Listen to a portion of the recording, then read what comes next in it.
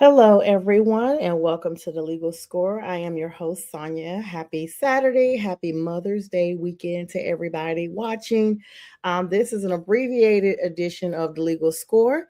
It's our 4 p.m. Eastern Standard Time edition. I am live, so when you see this video, come on and say hello.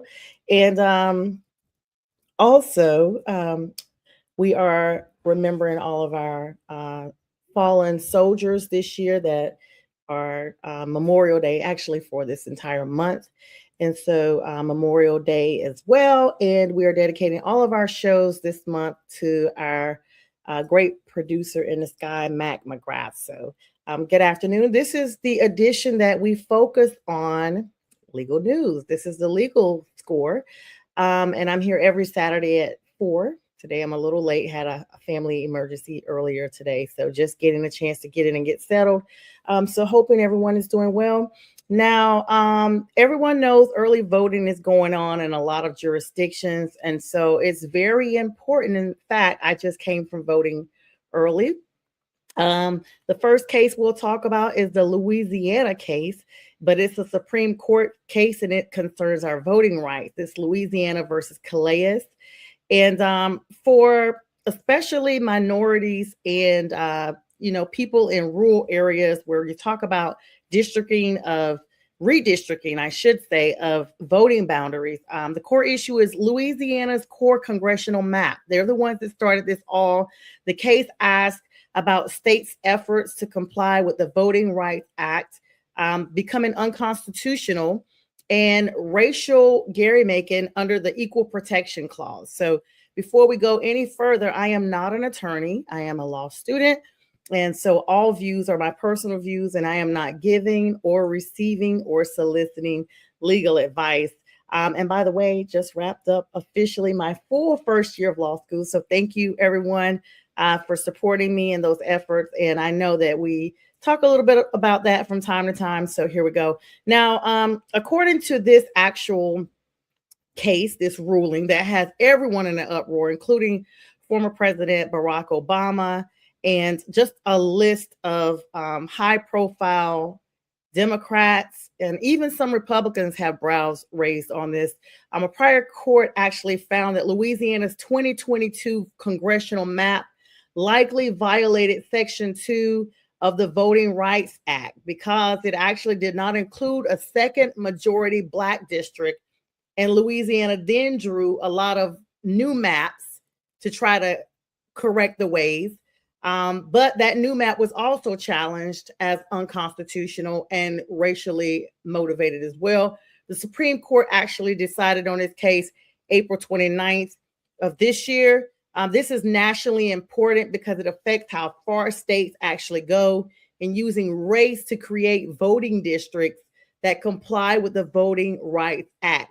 Now, for those who may be viewing that are not into voting or may not be affected by this, this is still very important because in practical terms, it could actually make it harder for states to draw minority opportunity districts without facing any of the constitutional challenges. You guys know the First Amendment and therefore, and so and so forth. And so that is one of the things that has to be looked at today.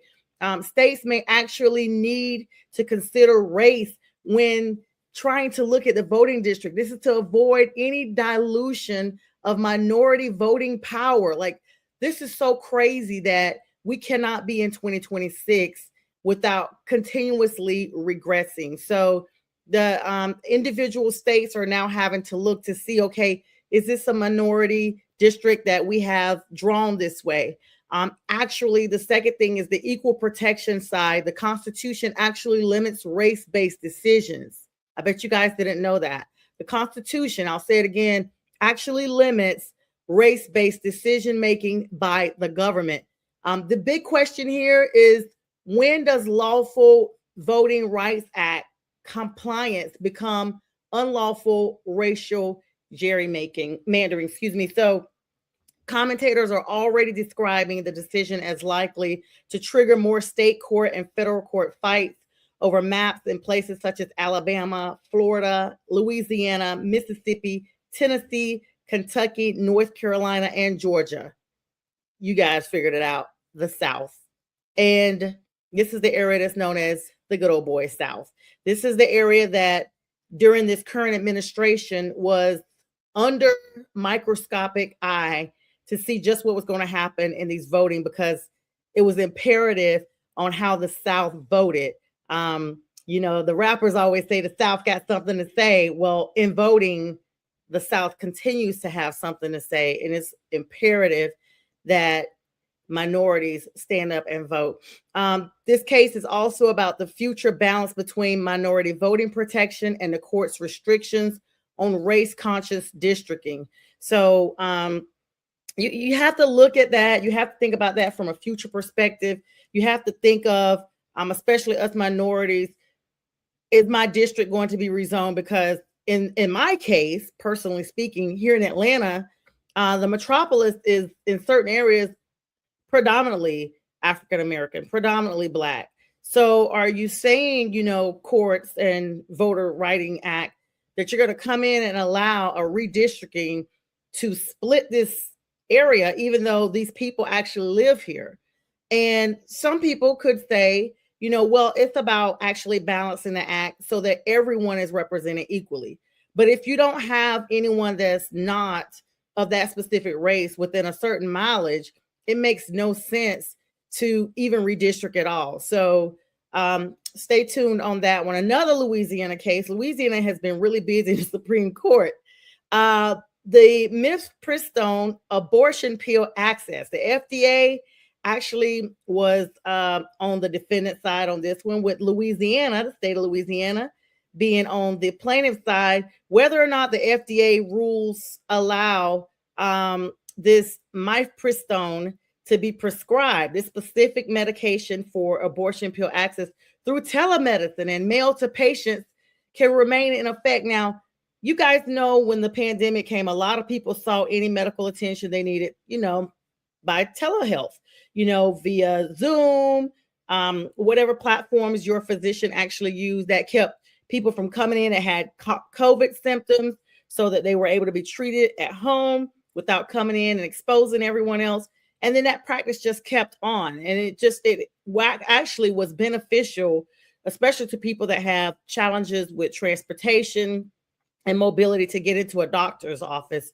And so this was actually something that shocked me, because I didn't realize that you could actually get the abortion pill by telehealth. And so this is what this whole case is about. This law actually looking into this. The Supreme Court actually temporarily restored access to mail order Mifepristone after the Fifth Circuit had restricted it. Justice Alito issued an administrative stay while the court considers emergency filing. So let me explain a little bit about that, what that means. And everyone say hello. I see you guys watching. Please say hello. I am live. And weigh in. Just say good afternoon and happy Mother's Day to all. So basically what happened, people were getting this prescription. They were just doing their telehealth visit, via video with their doctor. Doctor was like, okay, you're pregnant.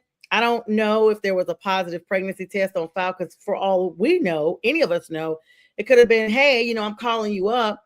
I took a pregnancy test, it's positive, and I am interested in an abortion. And so can you prescribe me this, that, and the third? And doctor doesn't validate the prescription or anything. So this is why the Supreme Court is looking at this, because if you're not pregnant and you are receiving this as a prescription and you're really not pregnant, you can now resell this on the black market. And I think this is where there's a control issue of medication, because now we have to make sure, that the medication is being used by the prescribed person for the prescribed reason. And so not only that, it's a lot going on both sides, Democrat, Republican, and conservative, regarding abortion as a whole. And now to have this abortion pill just floating around is insane. Mifepristone is actually used in large share of medication nationwide for abortion. So this isn't just specifically to Louisiana. It's this restriction from the Louisiana Supreme Court could affect access even in states where abortion remains legal. So they're mandating or trying to mandate by, infiltrating this emergency stay. They're like, okay, we're going to reinstate it for now, but we're just looking through all the filings to see where we can restrict. And once we are able to, discern how to do that, we're going to possibly go back to restriction and people will have to go in person. But like I said, this is not just a Louisiana issue. This is nationwide. So this is going to affect everyone because this is a Supreme Court decision in the Fifth Circuit. So Louisiana actually argued on their side that the FDA's relaxed rules are unlawful and conflict with state abortion restrictions. Drug manufacturers argue that the lower court ruling would disrupt nationwide access and create confusion for providers, patients, and pharmacies. So they're like, hey, if you guys stop this, my patient may not be able to get in person to be seen to get this. And now days are going, weeks are going, this baby is maturing, and there is a cutoff for when abortions can be had. This is a major administrative law and abortion access case centered on FDA authority, state challenges, and national medication access. I personally have my own views about abortion. I'm a Christian. Everyone knows that knows me. So I don't advocate for that side, but I do know that there are medical reasons where people would need to be able to access this medication. So we have to stay tuned on that. And we got Trump in another lawsuit, the Learning Resources Incorporated versus Trump and the presidential tariff power that he has been having.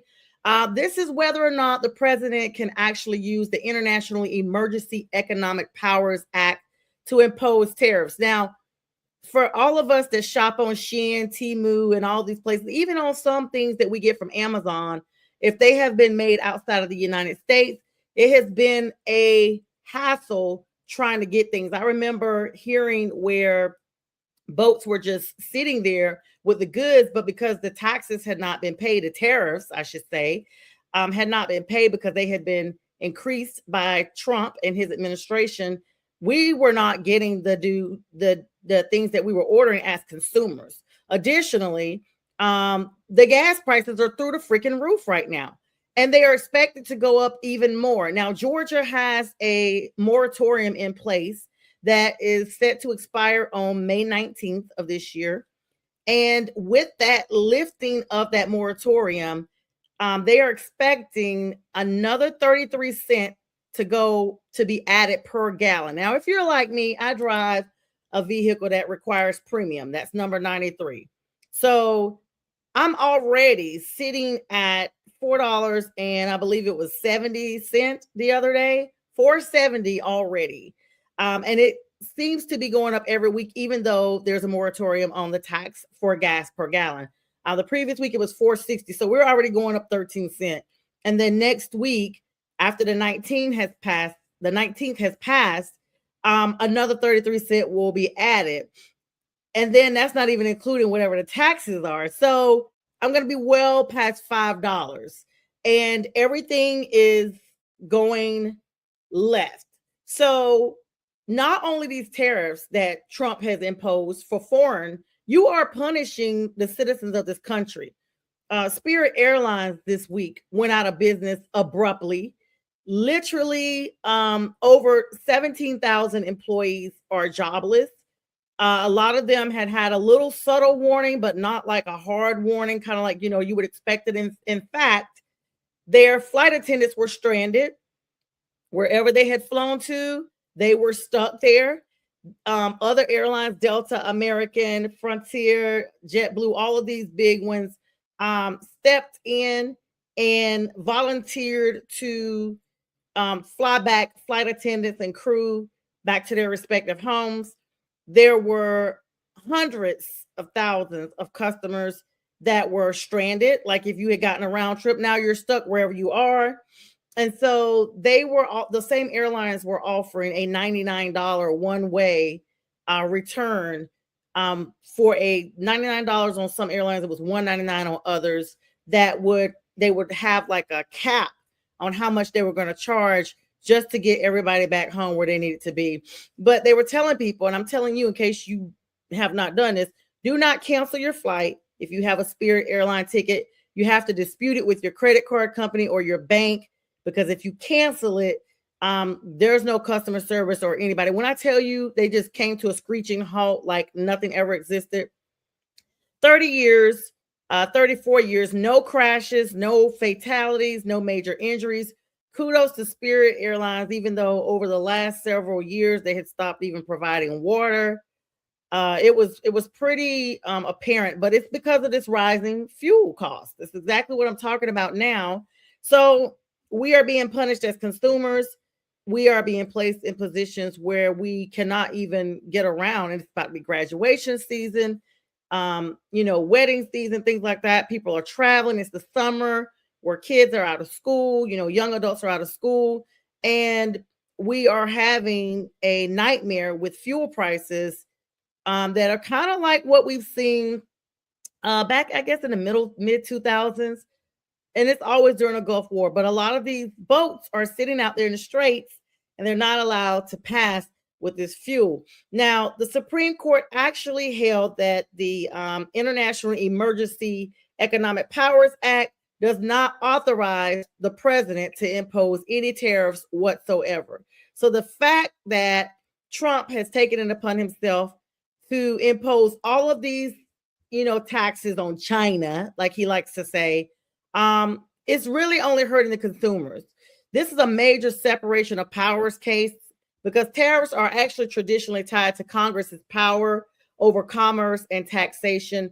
And the ruling actually limits Trump's ability to even use these emergency powers statutes as a shortcut for broad economic policy.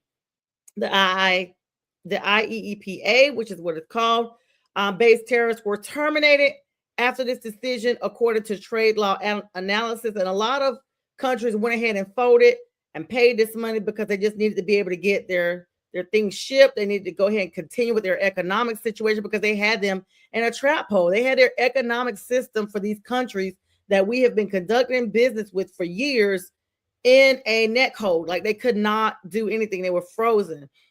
This case actually restricts unilateral presidential tariff power and reinforces that major tariff authority only belongs and must come from Congress only, and not a president, not the one that's here now, not the one that was there, and not any in the future. This is a congressional decision. All right, so Monsanto Company versus Durnell, product liability case about pesticides. You guys know it's summertime.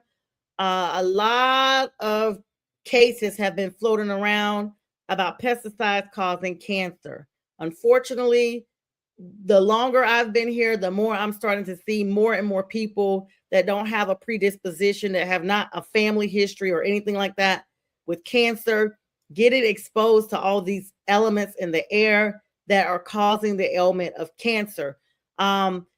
Now, this specific pesticide, because a lot of people, do their own lawn care or whatever. This is about whether or not a federal pesticide law actually blocks the state law failure to warn lawsuits over Roundup. Now, that's the one that kills the weeds, and make sure no bugs get on your nice grass and things like that. The Supreme Court actually granted certiorari on that and heard an argument on April 27th. And the case is actually remaining pending. The sad thing about this is if they decide not to impose, there are thousands of people right now that have cases pending that have gotten cancer, and they're wanting Roundup held accountable. They're wanting them to warn consumers, and they have not done that. There's no warning on there. And that is a huge product liability case. And in Georgia, product liability can see substantial punitive damages as well as regular damages as a whole. Hi, Ricky Beavers. How are you? Good to see you today. Thank you so much. Good to see you. Thanks for coming on. I hope you've hit the subscribe button and the like button. And thank you for saying hi. All right, guys. So then Carroll v. Trump. Now, this is so weird. This is right up my alley. I just literally took my torts exam, my torts final for the class, And a huge part of the exam was about defamation. The whole semester we've talked about defamation, products liability, strict liability, things like that, because this was towards part two. Well, this court issue that came up is whether Trump can delay payment of an $83 million defamation judgment while pursuing further appeal, potentially including a Supreme Court review. Now, you guys will remember this, okay? This is about all of his SA, pending cases that he settled out in a civil manner. Now, you may have pushed those off criminally, but the victim still wants to be paid civilly. So this is a defamation, civil liability, damages in the scope of presidential immunity for statements made within office. Now, a lot of people don't realize the president has ultimate immunity, absolute immunity. He can say what he wants to say about anybody, anything, and he is protected, whether or not it's true or not. That's the thing about defamation that people don't really realize, and I didn't know until I took the class, is that when you defame someone or speak falsely about them, you and I do not have that protection, and we can be sued. But public officials, and especially the presidential official, is protected from whatever he says, because in that capacity, he's president, whether he's speaking on TV, whether he's at home, whether he's in the White House, wherever he is, he's president 24/7. And so his speech has been protected. But this is a high profile civil case with broader implications for whether or not his status is going to affect his personal defamation, because the things that he's commenting on, you guys, are things that were from the past before he was foolishly elected by some of us that did not realize what we were doing. And I'm saying us because no, I did not vote for him, but I'm saying in general, everyone I know literally regrets making that decision. But because now he's in that capacity, he's immune. And so he is literally taking advantage of it. I'm sure his legal team has already told him, dude, you can say whatever you want to say about anybody. No one can touch you right now. And so it's going to be interesting to see how this all pans out, because, there's certain people that think they are above the law. I want to talk to you guys about the Stefon Diggs case. That's the last case I'm going to talk to you guys about today. I know you guys heard about it. He was found not guilty of assaulting and choking and all this other stuff against his chef, Jamila Adams. And she is absolutely done working in the industry. Like, she will not be hired by another celebrity ever. Like, I don't know what she plans to do as a chef, but this was really bad for Stefon Diggs. I know last night I spoke and I said Buffalo Bills. I meant to say the New England Patriots. I feel like even though he did have a year contract, I really feel that he would have been renewed, especially with them going all the way to the Super Bowl. He would have been renewed for another season, and they could come back and still sign him, but he was not, because of these allegations.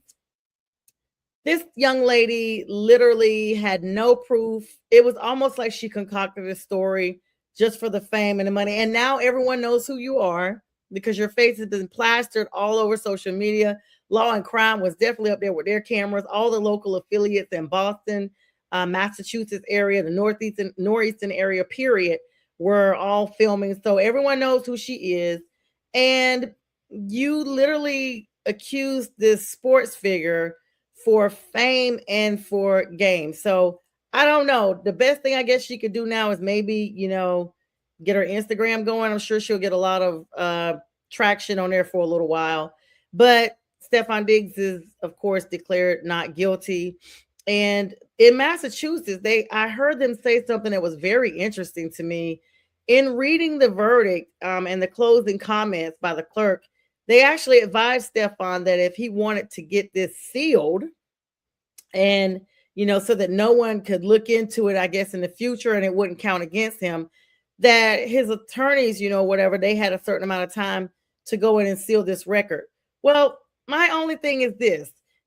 If you're sealing it, but it's already been broadcast everywhere to millions of people that have seen this and followed this trial, how is it really ever sealed? And if he's already, I just didn't understand it, because you usually seal records when there's some type of conviction under general first offender type activities or actions in certain states that allow offenders that have like one felony or one type charge period, they get it, sealed, but it's after it's already been, kind of disposed of and whatever terms of the disposition were fulfilled. I don't really understand. I know Massachusetts is a Commonwealth state, so they probably do things a lot different. But I just didn't understand, even if he was found guilty, you really can't seal it because you can't undo the publishing of these YouTube videos and all of these airing through various media outlets. So anyway, kudos to Mike, kudos to Stefon Diggs, and may he, may he, get him an actual new contract here soon. Now, last night I told you guys that Michael Penix Jr. had gotten married. Congratulations to he and Olivia. And there was an issue, like people were circulating during the reception. He was swag surfing. It's an Atlanta thing. They do it at every Falcon game. I mean, it is almost the mantra of being from Atlanta. And even if you moved here like me, and I've lived here like now longer than I lived home in North Carolina, swag and surf, but he is recovering from an ACL injury. And so the question came up, could he be fined by the league for, having conduct that is, not becoming, not advantageous for him, detrimental to him while he's recovering from this ACL injury? Now, he had this injury last November. So generally speaking, they say ACL, not ATL, actually have about an 18-month recovery time. And so when you're looking at that, you're like, okay, it has not been 18 months, but modern medicine, he probably feels better really quick. I mean, look at Aaron Rodgers. He tore his ACL and he was like, I'll be back before the season is over. He came back. They didn't really play him a whole lot, but he was out there and he's like double Michael Penix's age. So there's that. However, I don't believe, from when I was reading up, because I told you guys I'd have some information on you about that. Basically, I don't think that the Falcons would really lay into whether or not he danced and celebrated at his own wedding, just making sure he doesn't have any further injury and also assuring that he's ready to go as projected. Now, if they team doctor or whatever decide to, check him out and say, why is your recovery delayed? Oh, well, look, wait a minute. You were jumping, dancing, swag surfing for at least an hour on this video we have from your wedding. And congratulations to you for the wedding. But in that conduct, you've now damaged our goods, because you got to think he has a contract with the Atlanta Falcons, and therefore he is covered. He is their merchandise. They want to take care of their contract, what they vested in, and he's, out here recklessly regarding it. I remember back in like the 90s, like people used to have like the Palmolive dish detergent commercials and the legs stockings commercials. I heard that they would insure their hands, when they were showing their hands on the magazines and things like that, because they couldn't have not even a scratch on their hand when it came time to taking the pictures or the video for Palmolive or, these hand wash. It was showing that the dishwasher and detergent was also safe for the hands. And in the leg stockings, I think it was Tina Turner that actually said her legs were insured, and everybody knew Tina Turner had legs for days. And so she was, advertising these stockings, these pantyhose, and they insure that. So it's the same thing, just modernized, that the Atlanta Falcons want to make sure, because Kevin Stefanski has not said yay or nay yet, that Michael Penix is ready to go when he's supposed to be ready to go. So we'll see. As I like to say, the verdict is still out on that one. Tomorrow morning, join us for the Sunday Morning Big Sports Show. We got B, James, Keith Angle, Jack Hirsch, and then they usually have a whole group of other gentlemen, or sometimes I join them when I can. They will be starting off tomorrow morning, Mother's Day, at 8 a.m. before church. Join them for that, and a plethora of shows throughout. Got the BW flicks and everything. And also, it's a good time for me to tell you all, starting today, the Stonecrest Church of Christ here in the Atlanta area, McDonough area, is having the Issachar Conference. And that is starting today. You can watch it at your leisure. You can go on my timeline to get links to register, or you can go to their YouTube channel, stonecrestcoc.org, or on YouTube, they're on Stonecrest Church of Christ, and you'll be able to watch the Issachar Conference. I have a segment on there where I'm speaking, and I was so blessed to be joined by brothers and sisters throughout this country as we celebrate Christ and as we give gratitude throughout. And kudos to Dr. Richard Barclay for putting together such an amazing event. All right. So yeah, Ricky says he be acting weird. All right, you guys have a good one. Thank you so much for the likes of love, and good night.